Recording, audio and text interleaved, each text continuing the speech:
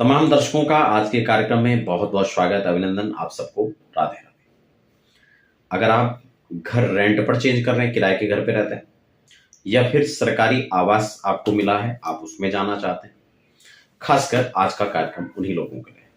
क्योंकि गृह प्रवेश तो यहाँ पर अलग अलग प्रकार से होता है, लेकिन आज खासकर प्रमुख रूप से हम उन्हीं के लिए चर्चा करेंगे, या तो जो अपने रेंट क्वार्टर को बदल रहे हैं या फिर सरकारी क्वार्टर आपको अलाउड हुआ उसको बदल रहे हैं। वो कौन कौन से मुहूर्त हो सकते हैं जब आप वहां पर जाना चाहते हैं, आप जा सकते हैं। क्योंकि कई बार कमेंट्स आते हैं, क्या चैत्र में कर सकते हैं, पौष में कर सकते हैं, श्रावण में करना चाहिए नहीं करना चाहिए, इस बार को कर लें, इस दिन को कर लें। बहुत सारे आपके मन में प्रश्न होते हैं और कुछ वास्तु टिप्स में मैं यहाँ पर आपको बताऊंगा कि वहां पर क्या आपको देखना चाहिए जब आप वहां पर जा रहे हैं।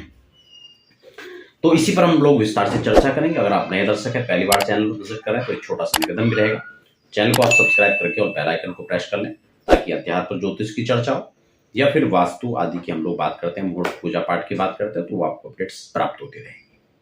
देखिए, सबसे पहले जो गृह प्रवेश है वो हम 3 रूप से उसका मुहूर्त देखते हैं।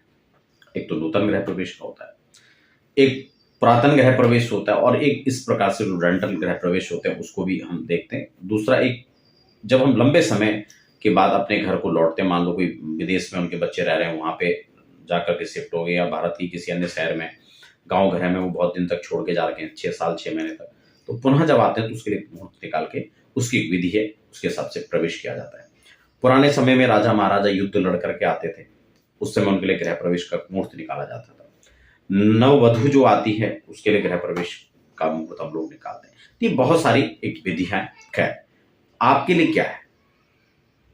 देखिए, एक तो खासकर जब भी आप किसी मुहूर्त को देखते हैं, ये खाली गृह प्रवेश के परिप्रेक्ष्य में नहीं, मैं हर मुहूर्त के अनुसार आपको बता रहा हूं। जब भी आप मुहूर्त देखें तो आज का मुहूर्त अगर अच्छा मुहूर्त है तो क्या ये सबके लिए है? कई बार ये प्रश्न उठ करके भी आता है, तो ऐसा नहीं है। क्योंकि प्रत्येक व्यक्ति की एक राशि होती है, और उस राशि के अनुसार यहां पर भी कई बार डाउट होता है कि कई लोग कहते हैं कि क्या जन्म राशि या नाम राशि? नहीं, इसके लिए नाम राशि की प्रधानता बताई गई। ठीक है ना? मैं इस पर वैसे अलग से चर्चा किया हूं, कौन सी राशि को मानना चाहिए। तो यहां पर जो राशि वो नाम राशि प्राय चलती है, और नाम राशि के अनुसार ही आप जो है मुहूर्त निकालें। तो मुहूर्त का जो एक मुख्य बिंदु है वो चंद्रमा के गोचर पे होता है। यानी चंद्रमा का गोचर, यानी आज की जो चंद्रमा है, यानी चंद्रमा आज किस राशि में, तो उसी अनुसार आप अपनी राशि से देखें कि आपकी राशि से उस दिन गोचर वाले जो चंद्रमा है वो 4, 8 और 12वें स्थान पर न पड़ रहे हों। उसके लिए बहुत इजी सा सूत्र है, एक चार्ट आप तैयार करें, कुंडली बनाएं, उसमें अपनी राशि के अनुसार चार्ट तैयार कर दें, अपनी राशि का लगन लगा लें, और उसके बाद गोचर के जो चंद्रमा है उस दिन के चंद्रमा को उस राशि पर बैठा लें, और तब उसके बाद अपनी राशि से गिने कि कौन से भाव में जा रहे हैं। छोटा सा सूत्र है, हालांकि मैंने ये कैसे देखते हैं इसको लेकर भी पहले वीडियो बनाई थी। तो एक तो आपको ये देखना है। दूसरा, लगन शुद्धि आप जरूर करें। ठीक है ना?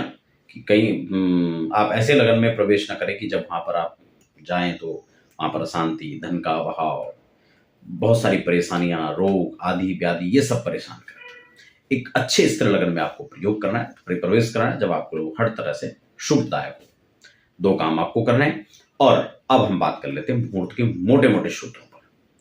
सबसे पहले आपको यह ध्यान रखना है, जैसे अभी चैत्र भी चल रहा था, आप ऐसी स्थिति में आवश्यक होने पर इसको खरमास में भी कर सकते हैं, कोई दिक्कत नहीं है। गुरु अस्त है, शुक्र अस्त है, उसका कोई बहुत उसमें विचार करने की आपको आवश्यकता नहीं है। ठीक है ना? तो क्योंकि ये अभी आजकल में भी बहुत इस प्रकार के प्रश्न थे, क्या गुरु अस्त में गृह प्रवेश कर सकते हैं, नहीं कर सकते? ठीक है, तो उनके लिए कोई दिक्कत नहीं। दूसरा, यहाँ पर जो है आपको एक चीज का ध्यान रखना है कि जो तिथियां रिक्ता होती हैं, रिक्त तिथियों में बिल्कुल भी आपको गृह प्रवेश नहीं करना है। इस बात का विशेष आपको ध्यान रखना है। लगन शोधन की बात मैं इसलिए भी करता हूं क्योंकि लगन जो है एक महत्वपूर्ण चीज है। हर दिन का एक पर्टिकुलर एक टाइम होता है कि जो वो टाइम बहुत अच्छा और श्रेष्ठ है, तो उस पर आपको ध्यान रखना है। क्योंकि सर्वे दोषा विनिश्यन्ति लग्न शुद्धि यथा भवे। अगर लगन को आपने शुद्ध किया है, शुद्ध लगन में आपने प्रवेश किया है, तो वह कई प्रकार के मुहूर्तों के दोषों से आपको मुक्त कर देता है। ठीक है, तो एक तो रिक्ता तिथि से वर्जित हो रहा है। पूर्णमासी और अमावस को लेकर प्रश्न होता है कि अमावस्या में कर सकते हैं या पूर्णमासी में कर सकते हैं। तो पूर्णिमा को तो हमेशा कर सकते हैं, कोई दिक्कत नहीं, नो डाउट। लेकिन हाँ, अमावस्या का परित्याग करना चाहिए। बारों की बात आती तो मंगल को छोड़ देना चाहिए, रविवार को छोड़ देना चाहिए। ये नए ग्रह प्रवेश के लिए। अगर आप रेंट पर जा रहे हैं या सरकारी क्वार्टर की बात है तो आप इसको आवश्यक होने पर रविवार को भी कर सकते हैं, क्योंकि अक्सर उनको क्या होता है, उनको रविवार को छुट्टी ज्यादा होती है, ठीक है ना। तो आप ऐसी स्थिति में वो रविवार को भी कर सकते हैं, मंगलवार को आप अवॉइड कर ले तो कोई दिक्कत नहीं, ठीक है। कृष्ण पक्ष शुक्ल पक्ष को लेके भेद रहता है, तो उसमें कोई दिक्कत नहीं है। आप शुक्ल पक्ष हो या कृष्ण पक्ष हो, आप इजीली कर सकते हैं। और पूर्णिमा और अमावस्या में अमावस्या को अवॉइड करें, पूर्णिमा को आप कर सकते हैं। अब प्रश्न आता है आपका पंचक को लेकर के। पंचकों में बड़ा आप एक भय रहता है कि पंचक है जी, क्या पंचक में करना चाहिए नहीं करना चाहिए। यहां पर कोई भी गृह प्रवेश हो, चाहे वो नूतन गृह प्रवेश हो, पुराने घर में प्रवेश की बात हो, है ना, कई बार रिनोवेशन करके भी आप जो है अपने घर में जाते हैं, रिनोवेट करते हैं, या फिर आप रेंट वाला क्वार्टर हो, सरकारी वाला, आप किसी भी प्रकार के गृह प्रवेश को कर रहे हैं तो उसमें पंचक का किसी प्रकार से कोई भी वहां पर विचार है ही नहीं। और खास बात इसलिए भी मैं बताता हूं क्योंकि पंचक के जो जैसे उत्तरा भाद्रपद आपका नक्षत्र है, रेवती नक्षत्र, ये गृह प्रवेश के लिए अच्छे नक्षत्रों में से एक नक्षत्र, ठीक है, और वो पंचक में आते हैं दोनों, ठीक है ना। तो इसलिए पंचक के में गृह प्रवेश करना ही चाहिए नहीं करना चाहिए, उसका आपको बिल्कुल विचार करने की आवश्यकता है ही नहीं, आप आराम से कर सकते हैं।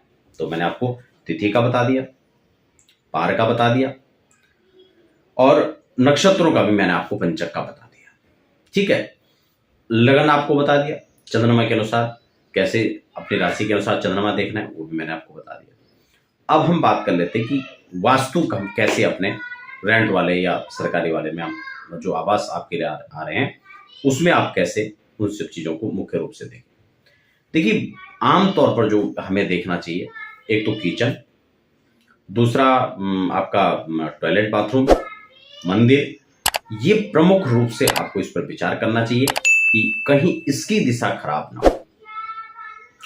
वास्तु के विषय को लेकर मैंने वास्तु का जो प्लेलिस्ट आप उसमें देख सकते हैं, मैंने वहां अलग अलग दिशाओं के हिसाब से आपको बताया कि कौन सी दिशा में प्रमुख रूप से ये दोष नहीं होना चाहिए, ठीक है ना।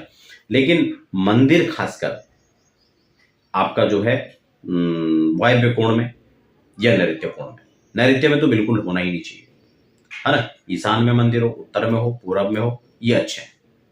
किचन नैऋत्य कोण वायव्य कोण में बिल्कुल बेकार है, ईशान में भी चल सकता है, वैसे अग्नि कोण ही किचन के लिए ज्यादा श्रेष्ठ है। लेकिन कई बार ये सारी चीजें वहां पर नहीं हो पाता है, तो आपको कम से कम इतना तो ध्यान रखना है कि आप अपने बेड को लगा रहे हैं तो आप पश्चिम की तरफ सिर न करें, पूरब में करें या फिर दक्षिण में करें। तो इस तरह से छोटी छोटी कुछ चीजों को आप ध्यान में रख सकते हैं। पानी का स्थान दूषित न हो, ऐसे मकान न लें जो दक्षिण की तरफ से खुले हों, या ऐसे क्वार्टर न लें जो दक्षिण दिशा जिसकी खुली हो, ठीक है। दक्षिण दिशा बंद हो, उत्तर दिशा खुला हो, पूरब खुला हो, ऐसे प्लॉट या ऐसे मकान या ऐसे कमरे आपको जो है लेने चाहिए। ये एक वास्तु के छोटा सा एक बिंदु है। बाकी बहुत ज्यादा भ्रम में पड़ने की आवश्यकता नहीं, क्योंकि आप वहां पर किराए पर जा रहे हैं, लेकिन फिर भी इतना ध्यान देने की आवश्यकता बहुत जरूरी है, क्योंकि ऐसा भी ना हो कि वहां पर किराए पर जा रहे हैं और उसी में आप परेशान हो गए। तो ये सब चीजें आपको ध्यान में रखनी है। तो मित्रों, ये था आज के इस खास कार्यक्रम की चर्चा। बने रहें, हमें दीजिए इजाजत।